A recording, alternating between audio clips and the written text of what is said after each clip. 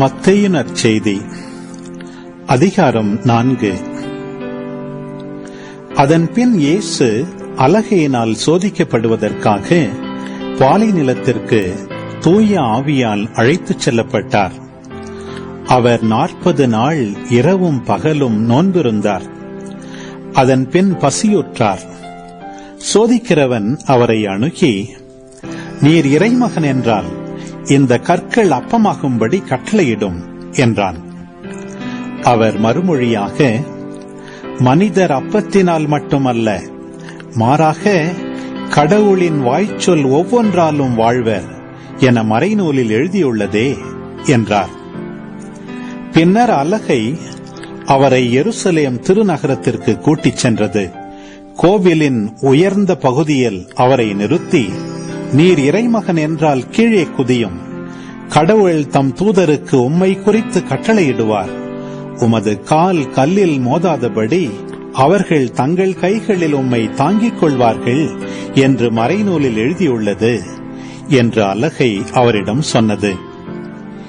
இயேசு அதனிடம், உன் கடவுளாகிய ஆண்டவரை சோதிக்க வேண்டாம் எனவும் எழுதியுள்ளதே என்று சொன்னார்.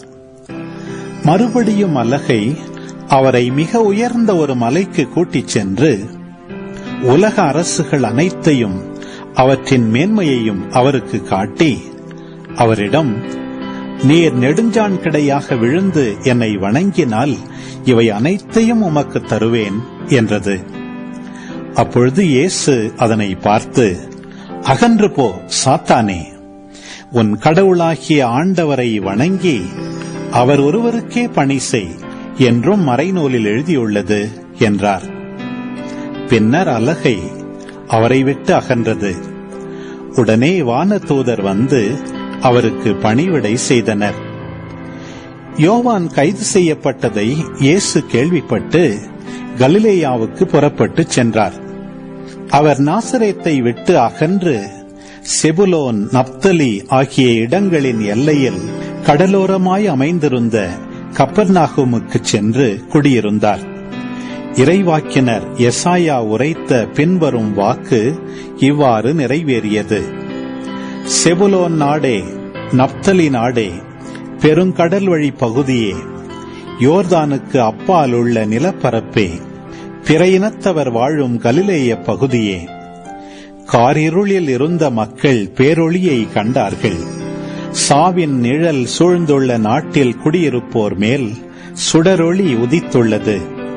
அது முதல் இயேசு, மனம் மாறுங்கள், ஏனெனில் விண்ணரசு நெருங்கி வந்துவிட்டது என பறைசாற்றத் தொடங்கினார். இயேசு கலிலேய கடலோரமாய் நடக்கும்போது சகோதரர் இருவரை கண்டார். ஒருவர் பேதுரு எனப்படும் சீமோன், மற்றவர் அவர் சகோதரரான அந்திரேயா.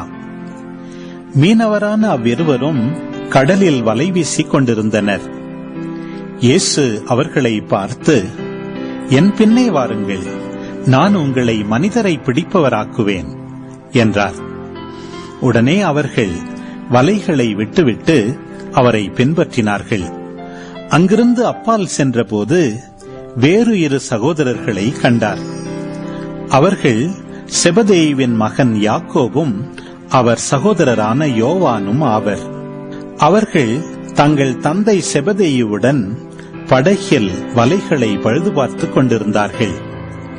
இயேசு அவர்களையும் அழைத்தார். உடனே அவர்கள் தங்கள் படகையும் தந்தையையும் விட்டுவிட்டு அவரை பின்பற்றினார்கள். அவர் கலிலேய பகுதி முழுவதும் சுற்றி வந்தார்.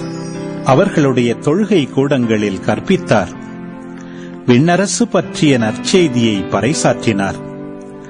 மக்களிடையே இருந்த நோய் நொடிகள் அனைத்தையும் குணமாக்கினார். அவரை பற்றிய பேச்சு சிரியா நாடு முழுவதும் பரவியது. பல்வேறு பிணிகளாலும் வாதைகளாலும் வருந்திய நோயாளர், பேய் பிடித்தோர், மதிமயங்கியோர், முடக்குவாதமுற்றோர் ஆகிய அனைவரும் அவரிடம் அழைத்து வரப்பட்டனர். அவர் அவர்களை குணமாக்கினார். ஆகவே கலிலேயா, தெக்கப்பொலி, எருசலேம், யூதேயா, யோர்தானுக்கு அக்கறை பகுதி ஆகிய இடங்களிலிருந்து வந்த மக்கள் பெருந்திரளாய் அவரை பின்தொடர்ந்தனர்.